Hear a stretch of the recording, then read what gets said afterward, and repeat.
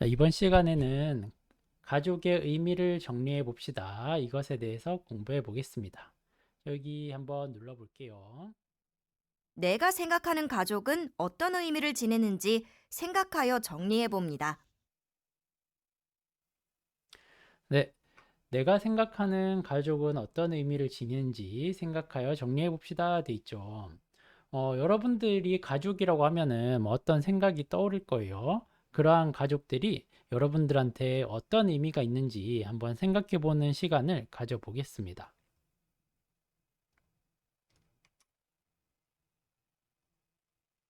자, 선생님이 이 부분을 한번 읽어 보겠습니다. 자, 하은이는 지금까지 가족이라면 아버지와 어머니가 다 계시고 두 분 모두가 한국 사람이어야 한다고 생각했습니다. 그렇죠. 우리가 지금까지는 항상 이런 식으로 생각을 해왔죠. 그래서 아버지, 어머니 중 뭐 두 분 중 한 분이 안 계시면 놀리기도 하고요. 그다음에 한국 사람 두 분 중 한 분이라도 한국 사람이 아니면 또 그게 또 놀림의 대상이 되었죠. 그래서 많은 친구들이 상처를 받고 있었는데요. 하지만 그게 아니라는 거죠. 요즘에는 그러나 가족의 형태는 매우 다양하죠. 매우 다양하고 가족끼리 서로 돕고 사랑하는 것, 이게 정말 중요한 거죠. 가족끼리 서로 돕고 사랑하는 것. 이게 무엇보다 중요하다는 점을 깨닫게 되었습니다.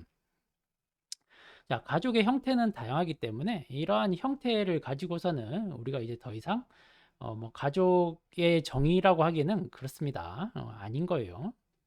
자, 밑에 한번 볼게요. 보면은 다양한 가족들의 형태가 보이죠. 음, 여기는 할머니하고 사는 가족. 여기는 네, 이제 한국 분이 아닌 사람들이랑 이렇게 결혼해서 사는 가족. 그다음에 여기는 어머니가 안 계신 가족. 자, 여기는 어, 엄마 아빠도 있고 아이가 셋 뭐 이렇게 있는 가족이라고 돼 있는데 한번 하나씩 눌러 보겠습니다. 모든 일에 감사하는 가족. 네, 모든 일에 감사하는 가족. 자, 여러분들의 가족은 어떤 가족인지 생각하면서 한번 볼게요. 우리는 모든 일에 감사하는 가족입니까? 아니면은 뭐 다른 특징이 있으면 뭐 그런 것도 한번 생각해 봐도 좋습니다. 서로 도와주고 자기 일을 스스로 하는 가족. 그렇죠. 뭐 이런 가족. 서로 이해하는 가족. 네. 자, 여기는 지금 빈칸이거든요. 여러분들의 가족에 대해서 한번 적어보면 좋을 것 같아요. 자신의 생각을 한번. 자, 우리 가족은 어떤 가족인가? 자, 다 적었으면 다음으로 넘어가겠습니다. 자, 이 부분 한번 읽어볼게요. 자, 가족은 우리가 실수했을 때에도 이해해주고 자신감과 용기를 가질 수 있도록 항상 격려해 줍니다. 우리는 가족과 생활하며 사회생활에서 필요한 여러 가지 규칙과 예절을 배웁니다. 가족의 형태가 달라도, 그렇죠. 가족의 형태가 이제 다양하다는 거 알았죠, 여러분? 가족의 형태가 달라도 그들의 가정은 그 가족 구성원들에게 중요한 보금자리입니다. 여러분들이 가끔 뭐 놀리는 가족이라도 그 사람한테는 매우 중요한 보금자리인 거죠. 자, 내가 생각하는 가족을 다른 말로 표현해 봅시다.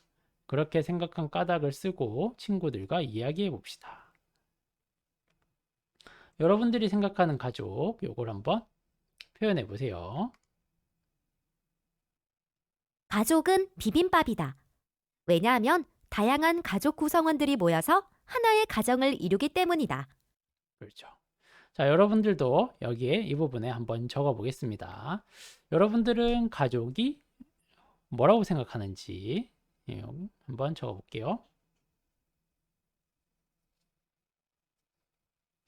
다음 요거 한번 보겠습니다.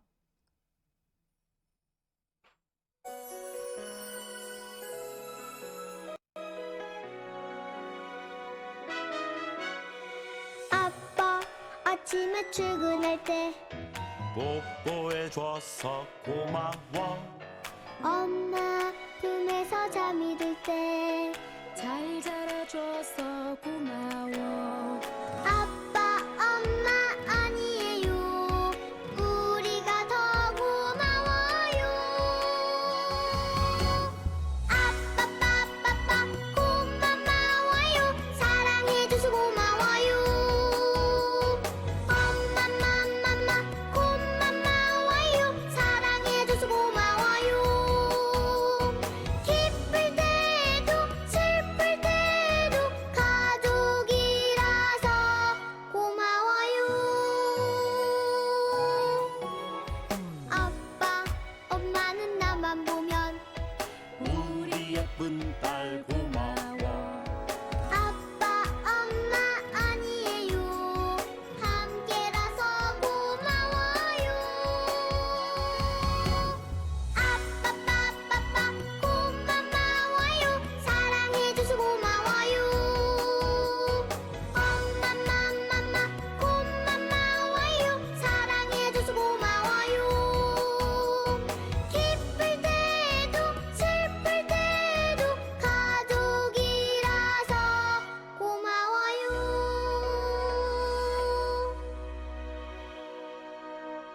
네, 가족송 고마워요를 한번 들어봤습니다. 자, 다음 쪽으로 넘어가겠습니다. 자, 128쪽입니다. 만날 수 없는 가족도 있을까? 여러분, 이게 만날 수 없는 가족, 여러분 알고 있나요? 자, 한번 같이 볼게요. 원래 우리나라는 모든 사람이 자유롭게 남과 북을 오갈 수 있었습니다. 그러나 6.25 전쟁 이후, 여러분 6.25가 언제냐면 1950년이었죠. 1950년 6월 25일 날 전쟁을 했어요. 남한과 북한이. 그 이후에 남과 북이 갈라져서 이제는 서로 오갈 수 없게 되었습니다. 이 때문에 많은 가족이 서로 헤어질 수밖에 없었고, 이렇게 헤어진 가족을 우리는 이산가족이라고 부릅니다. 가족은 함께 살아야 하지만 이산가족은 그렇게 하지 못합니다. 가끔 우리나라 정부와 여러 단체가 노력해 이산가족이 만날 때도 있습니다. 이렇게 돼 있죠. 자, 밑에 신문 제목 보니까 65년 만에 만난 가족 이렇게 돼 있네요. 한번 기사를 읽어볼까요? 자, 딸은 65년 만에 아버지를 만났습니다. 딸은 눈물을 뚝뚝 흘렸습니다. 남에서 온 동생과 딸, 조카들은 북에서 온 형님, 아버지, 큰아버지에게 마지막 큰절을 올렸습니다. 아버지는 무릎을 꿇고 올려다보는 딸의 손을 잡고 굳세게 살아야 해라고 당부하며 소리 없이 눈물만 흘렸습니다. 딸은 60세가 넘어서야 처음으로 아버지라고 불러봤다고 합니다. 그쵸? 아주 어렸을 때, 뭐 한 2살, 3살, 뭐 이럴 때 다 헤어져가지고 처음으로 아버지를 만나서 아버지라고 부르고, 네, 그런 일이 아직도 있죠. 자, 마지막 129쪽입니다. 자, 129쪽에 보면 주제 마무리, 가족의 생활 모습이 서로 다르더라도 각자의 모습을 존중하는 마음을 담아 서약서를 써봅시다. 여러분, 여기 존중 서약서를 한번 써볼 텐데요. 선생님이 자료를 찾다 보니까 좋은 자료가 있더라고요. 한번 볼게요. 네, 다른 학교 친구들이 작성한 존중 약속인데 한번 볼게요. 자, 가족 존중 서약서. 나는 앞으로 가족을 돕겠다. 그리고 가족을 사랑하겠다. 그래서 신기초등학교 3학년 3반 친구가 이렇게 작성했네요. 자, 이어서 한번 쭉 볼게요. 슬플 때도 가족이라서 고마워요. 여기까지 보고요. 자, 여러분들도 여기 존중 서약서 작성해서 앞으로 그렇게 가족끼리 존중하면은 더 행복한 가족이 되지 않을까 선생님은 그렇게 생각합니다. 네, 이것으로 사회 수업을 마치겠습니다.